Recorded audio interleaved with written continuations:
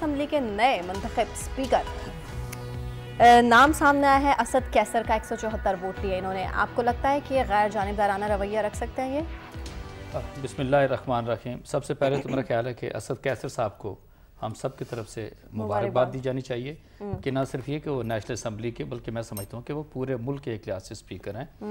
और जो आपका सवाल है, मैं बिल्कुल उसकी तायद करता हूँ कि उनको बिल्कुल जानिबदाराना रवैया नहीं रखना चाहिए। इनको टोटली इम्पार्शल तरीके से असम्बली को चलाना चाहिए।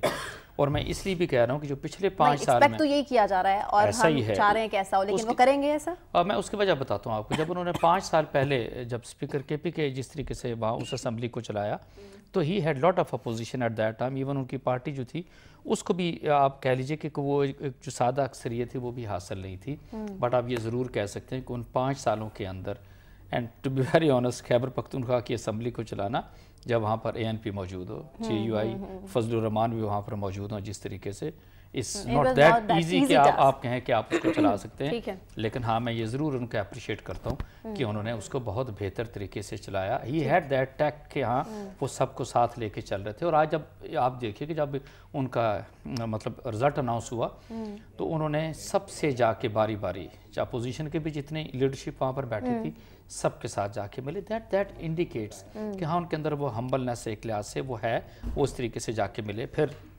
आप कह सकते हैं उन्होंने हल्फ उठाया।